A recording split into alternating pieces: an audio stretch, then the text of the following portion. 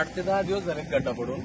इथं बॅरिगेटिंग लावलेली आहे. रात्री मी शेतामध्ये आलो होतो, तर इथं जेव्हा ओव्हरटेकिंगसाठी गाड्या येतात फास्ट, पाठीमागून रस्ता क्लिअर असल्यामुळे, तर इथं ऍक्सिडेंट होण्याची जास्त संभावना आहे.